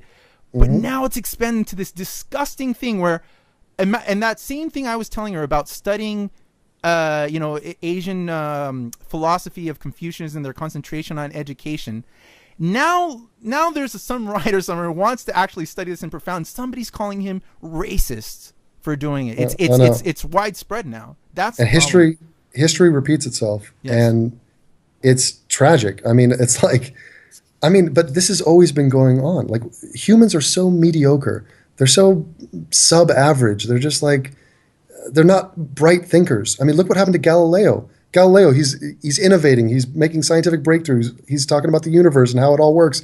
And what happens? They're like, Galileo, you're a dick, and you're insulting us. Now get in jail. This guy, he didn't produce new stuff after that. He sat in jail. They killed him. Didn't they kill him? No. They just because he renounced his idea. Oh, he said that it doesn't revolve around the sun. He had to renounce the idea, and was, I think, placed in like kind of a house arrest kind of thing. Yeah, and it's sad, and it gets back to our humble origins of our species, what humans are. We are not these enlightened, smart things. I mean, on average, again, another generalization, humans are unbelievably stupid and wrong on many issues. I mean, look, we're atheists, for God's sakes. We're talking, and again, you and I are not sitting here. We have not discussed atheism once this call. And it's because it's not interesting to us in the slightest. And yet we know that out of the 7 billion people on the planet, 6 point something of them are believers in magical sky beings. I mean, that's the world we're living in. And so what do we have to do? We have to waste our time. Do you think I wanted to start a channel called Atheism-is-Unstoppable? By the way, I was in Korea when I started the channel. I was in Seoul and in a little coffee shop, and I made my first video about Kirk Cameron. But I don't want Kirk Cameron to exist. You know, if I could snap my fingers, I would. Well, no, I'd convert him. Okay, I don't want to kill Kirk Cameron. But yeah, it's a nuisance, and it's aggravating for us that we can't be talking about the professional more, and we have to address these people. Yeah, I mean, I spent the better part of a year. I told this to Dave Rubin as well. Nobody who actually follows my Twitter knows my opinion of Sam Harris's ideas. Nobody can tell me Lalo's opinion of Sam Harris's belief on torture or nuclear first strike is such. He criticizes them this way. I've never been able to speak about it. I have to spend my time correcting just other idiots who are just lying about what he said. I don't even have time to express my opinion about what I think about the guy. And that's because you choose to do that. You feel it's more pertinent to, take the slime off the guy and help him out because you respect him and you respect what he has to say on these things. Yes, and exactly. And I do the exact same thing. Yeah. I mean, I'm a huge fan of the guy, and if guys like you and I are not going to defend him, who is? Yeah. Or side with him. He doesn't need our help to be defended, but you have to rally on the side of those who are right. And if it's Ayaan Hirsi Ali, if it's Majid Nawaz, if it's whoever, it doesn't even matter. But see, here's where you have an advantage over me. You're not a bald-headed white guy from Germany. That's triggering people. So you have the Gad Sad thing, and I'm asking you to use it to your advantage. Pull out every card you have to pull out. Pull out the non-white card, pull out the Latin American card, pull out the Palestinian card, and then hit them over the head with a hammer of logic, which I know you can and I know you do. Because what am I doing? I've had to unsmear myself from people who can't deal with the truth. They can't handle the truth. It's what Jack Nicholson said. Mm-hmm. And so, go wild. Use it. Use it to your advantage and call people out on stuff. And I want your channel to grow. I want you to be a grower, not a shower. That's a penis reference. I didn't start a Twitter, a few months ago thinking I'd be starting YouTube channels and talking with these people, but I do I agree with you. There's a if certain people aren't saying it, and one of the things I realized when I came out is not a lot of people are saying it, and they don't have a lot of balls to say it. I mean, I don't think people should be obligated to address certain issues if they don't want to, but there is something that bugs me about atheists who are outspoken so harshly about Christianity, and they openly say they won't touch Islam. And then you have Sam Harris doing it, or Richard Dawkins, or Ayaan, or Majid, and they just get shit thrown at them for doing it, and so many other atheists will still say, well, no, I'm not getting into this. But you know what it is? So what the heart of it is? The heart of it is it's a cross-pollination of two of their talking points and two of their issues which they're passionate about, which is protect the oppressed minorities and basically exercise your white guilt. And on top of that, I also am against religion too, but it's a religion of the minority. Holy shit, is this a riddle? How am I going to solve this? Now, I'll tell you one thing. If Islam was a primarily white religion, if it was just like Mormon-looking dudes out in the Middle East, they would have no problem whatsoever. For reference, see what they say to Mormons. See what they say about Scientologists. They go at them about Christianity. Not a problem, not a care in the world. They'll attack them gleefully. But when you talk about, oh God, these people are from, not only are they brown and black and yellow, they're poor. And that's another group that they're trying to protect. Oh, they're poor and they're black and you want me to criticize them? Fuck you. It's like, it's a no-go. It's a brick wall. You're not going to get them to do that. Well, and they will. Go ahead. They will begrudgingly, if pressed, if it's like, this guy just blew himself up and killed 100 people in Ankara, in the capital city of Turkey. Are you in favor of that? I'm condemning that. They will be, no, you know what? They won't even begrudgingly do it then. The Young Turks have not done a video on the recent bombing, on what is being called the 9/11 of Turkey. 100 people dead from a Muslim, and they're not going to say a goddamn thing about it. No, that's it was freaking shameful. And they're doing these weird videos about rush boobs. Was the last one I saw this week? Rush boobs. Rush boobs. They'll do rush boobs, but they won't do a massive bombing in Turkey. Well, it doesn't get more. And they're called the Young Turks, for God's sake. I know. The video they did about Mein Kampf being republished in Germany, not as Mein Kampf, but as a historical book, which has 1,000 pages of commentary and condemnation and analysis. That's coming back to Germany, which has been banned forever.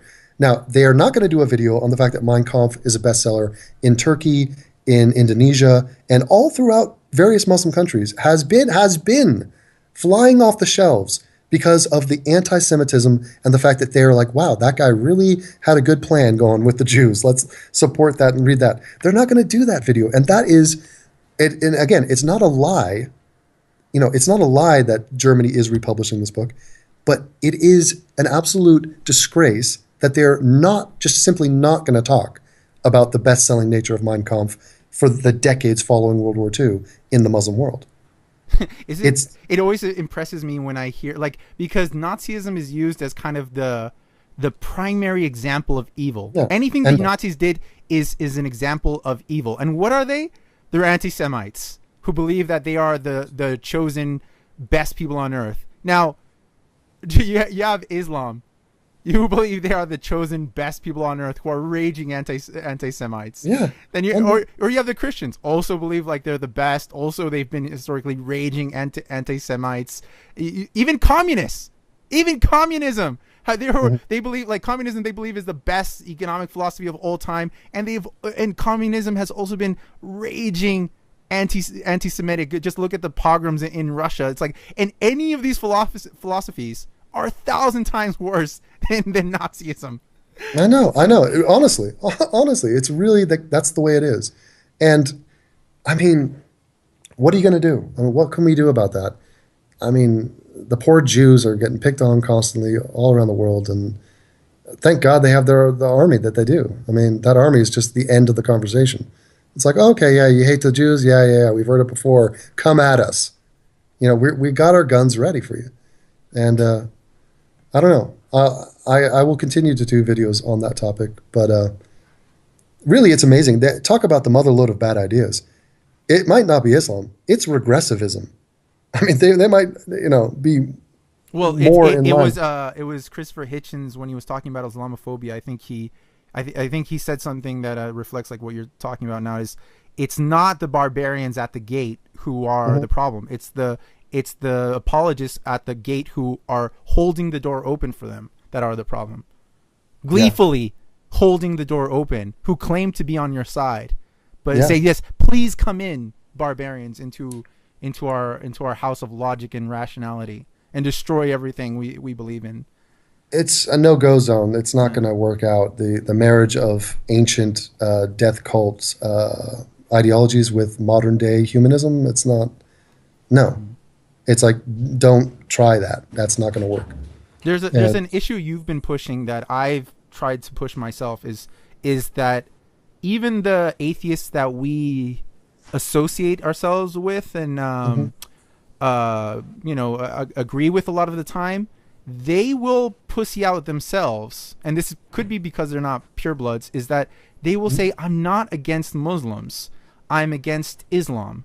Yeah. And that is, to me, it's so bizarre. I think you made a video about this recently, making a parallel to Nazism, but I think you can make a parallel on things that, because Nazism is people are just going to reject it flat out. Oh, you said Nazi, so it's invalid, right? But you make a parallel on anything like that. It's like, well, I'm not against sexist, I'm against sexism. I'm not against racist, I'm against racism. I'm not against homophobes, I'm against homophobia. The only, like, when we talk about a Muslim, what you're talking about is an identifier to their religious beliefs. That's what Muslim means. Because a Muslim is 1,000 things. He could be brown. He could be a Turk. He could be a construction worker. He could be a father. It's like all these names are aspects to their character and their identity, and Muslim just refers to their religious belief. And if you say you're against Islam, you're against Muslims, because when you say Muslim, you're referring to the religious belief. Yeah, like exactly when I say I'm against homophobia, I'm against homophobes because I'm referring to their belief on gender, nothing else. And again, you're preaching to the choir, and I agree 1,000%. But this again is way obvious to us. I did a video called "I'm anti-rape but not anti-rapist." Yeah. And I did this whole thing where showing the absurdity of such a stance. It makes no sense, and it comes back to the fact that people get all hesitant and get all pussified when it comes to actually confronting real-life human beings and saying, I am against what you stand for. I'm against your behaviors, your ideas, because that's too personal for them. And oh my God, we got to avoid confrontation. Because there was a girl on The View, Raven Simone. She said something the other day. They had this fat shaming girl on there, and she said, Nicole Amber, yeah. Yeah, no, Arbor. And she goes, my mother taught me that if you don't have anything nice to say, don't say it at all. Oh, fuck. And to me, that is that's the proper reaction to that. No. Because there are problems in the world which we are trying to address. And to be quiet and to be just, you're part of the problem now because you're unwilling to address it. And this goes back to the fact that human beings operate on a very basic level with two primal desires, and that is to gain pleasure and avoid pain.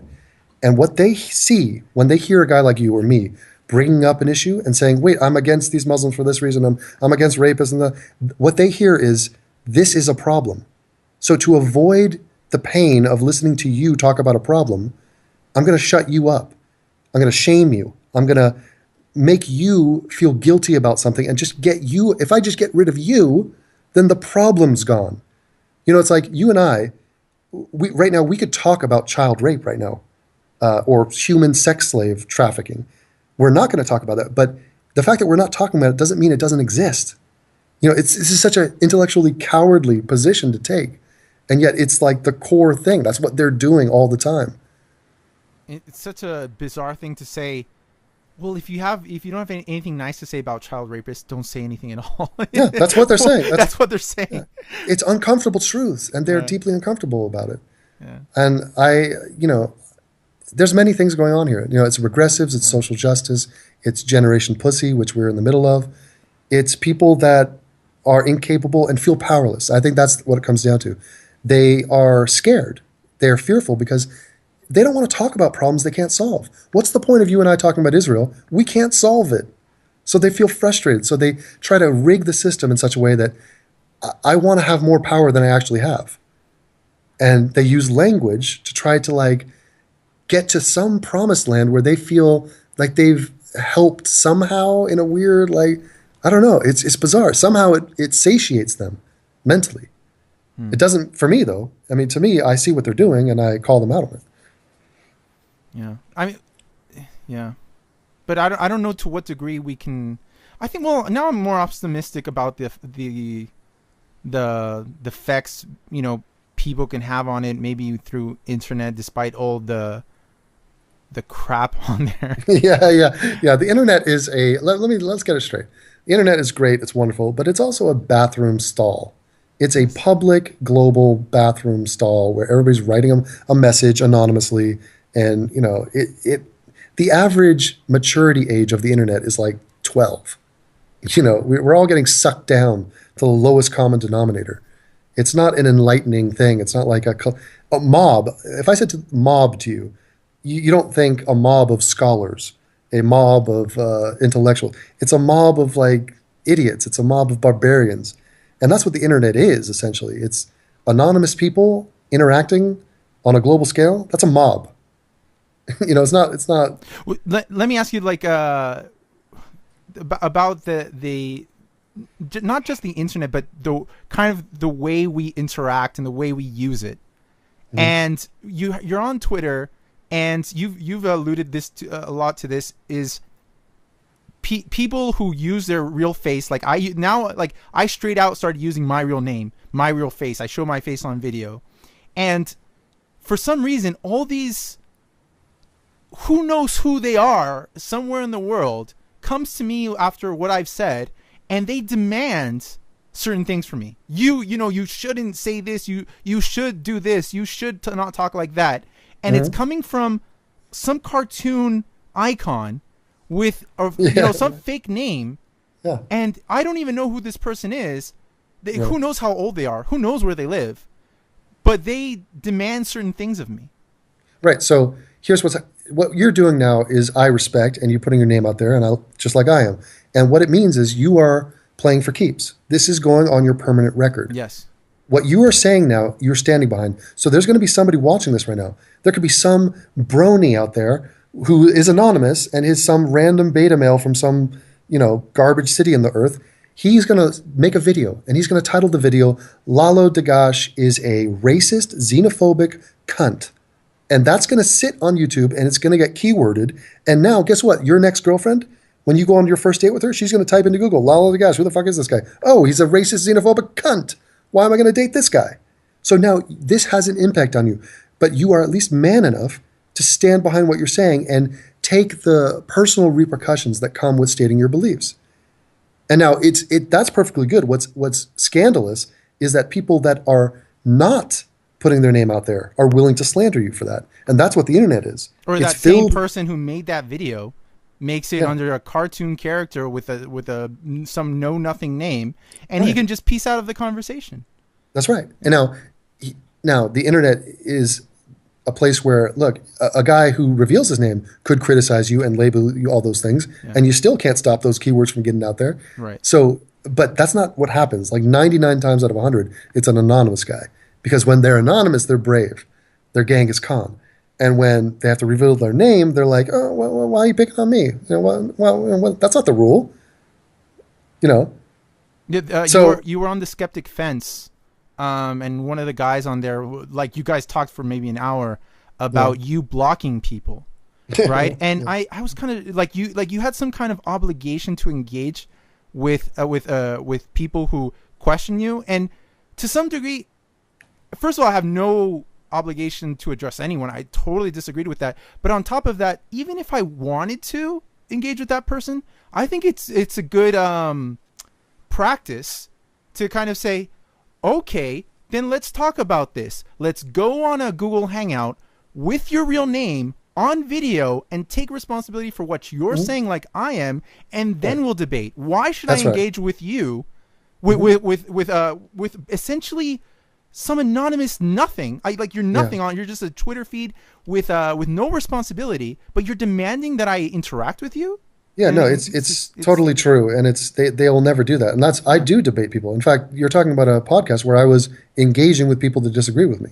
I mean, I'm more than happy to do that at any turn. But here's the thing: I get to choose who I get into an argument with.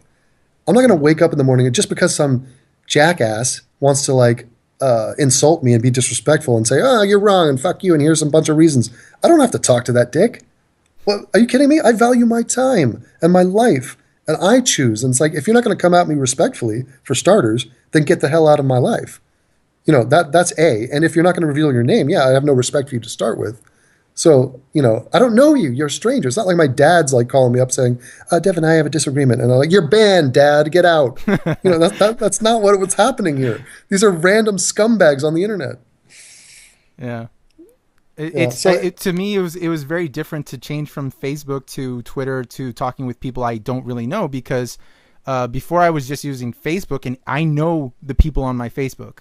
Like, if we have an argument on Facebook, it's like I'm going to have to see this person in real life eventually.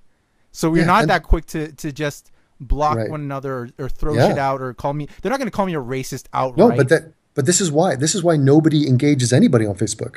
It's because there's social repercussions. Yeah. Because you know these people and they know you. So what happens is some uber liberal, bleeding heart, regressive will post something on Facebook, and everybody will just look at it and roll their eyes and go, oh my God, that fucking idiot is so annoying. I wish I could tell them off, but I'm not gonna, because it's gonna sever our relationship, and all these people they're gonna say I'm nasty and mean because I'm being critical of somebody in public.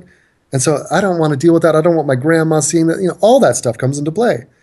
And so that's why Facebook is totally unrewarding. But see, there is room for good debate. a healthy conversation, a disagreement between people who have opposing views. Of course, that's good. That's what it is to be a skeptic. You entertain all these ideas, but you should be doing it in a respectful way. And random people that just wander and that stalk you on your YouTube channel and then just randomly come in there, insult you, and then demand that you respect their freedom of speech is ridiculous. That is not freedom of speech. And there's no reason, if you're not going to respect me, that I should respect you and even give you the time of day. I need to get rid of you, like cut you off like you're a cancer, just for self-preservation. I don't have the time to deal with this shit. You think Sam Harris goes through all his hate mail and like engages them and goes, let me address that. Let's have a hangout. No. Yeah, I mean, it's amazing that these people think that something is owed to them. I think that speaks a lot to this generation. But they're losers. I mean, you have to understand. We're talking about for the most part, they are powerless losers who just want to be heard, and nobody's listening to them. Nobody cares, and so they're bitter, and they channel that rage, and they just are like, "Who's going to get my rage today? Who is going to be the brunt of the fact that I'm sexually not gratified? This guy online. Oh, fuck you, you Zionist piece of shit." That's how it works. Like the guy who killed people with the sword out in Stockholm. Yeah. He was not sexually gratified. What do you think his sex life was like for him to do that? It was absolutely nil, null and void, nothing. Didn't exist. I guarantee you're not going to be hearing from that guy's girlfriends going, "Oh my God, he was acting totally normal on Thursday." No, that will never happen. And you're from Santa Barbara. You know the legendary case of that little misogynistic cunt. What was his name? Something Rogers. Yeah, Elliot Rogers. Elliot Rogers, yeah. Right, and that guy was a clear-cut, comical caricature. Well, he outright said it. That was his reason. He's the poster boy for violence in the world today. He flatly said, "I am not getting laid, therefore I am going insane." Sad. It's sad. And that's the Middle East right there. And yes. And who is the number one country when it comes to porn? Pakistan. Yeah. And there's so much to consider when you know that fact. And take into another fact, the place in the world where you have the worst ratio of men to women, in other words, that there's much more men than there is women, there's like 3 men for every woman, is the Middle East. It's like Saudi Arabia, Iraq, Iran. It's like these countries have the worst ratio of men to women. And on top of that, their culture sexually represses not just sex, but masturbation, even looking at women. Like people really have to take that into consideration. Try to imagine a world where you're not allowed to have sex, masturbate, or even look at women. Well, I'm not allowed to masturbate. They're still masturbating. Well, no, it's not that they're not allowed, but the religion says you shouldn't. Upon. So even when they do it, they feel like they're doing something wrong. Yep. There's a kind of you can't get full gratification from that. I know, it's awful. I like the way you phrase that. You phrased it like a movie trailer. You're like, in a world. Imagine a world where masturbation was outlawed and frowned upon. Honestly, I'm just amazed that Pakistan has the most porn downloads based off my personal contribution to America. I mean, I've been going crazy on that thing since the internet started. And, I'm amazed that America's not number one. Shit. Well, hey, dude, I actually have to go. And I hate to cut it short. No, it's not that short. We did a good hour 40, I think, or something like that. That's enough. I think there's much more to discuss, and I thoroughly enjoyed it, and I look forward to hearing more from your channel, and of course you on my channel. You're a regular visitor and member of the family, the cult. Yeah, and, I was happy to get you on before you leave to Vegas, and either maybe while you're in Vegas or just when you get back, maybe we'll do another one of these because I wanted to get a little bit maybe into your history because I think that's a relevant thing. It is a main difference between. It's the reason you and I see a lot of eye to eye. I think is life experience. Yeah. So I think that's a good thing to talk about, and we'll talk about it next time. Well, if you're telling me that you're giving me the option to talk about myself publicly ad nauseum again, I say yes to that. Awesome. All right. Thanks, Devon. All right, man. Cool, man. I'll talk to you later. Talk to you later. Bye, man. Bye.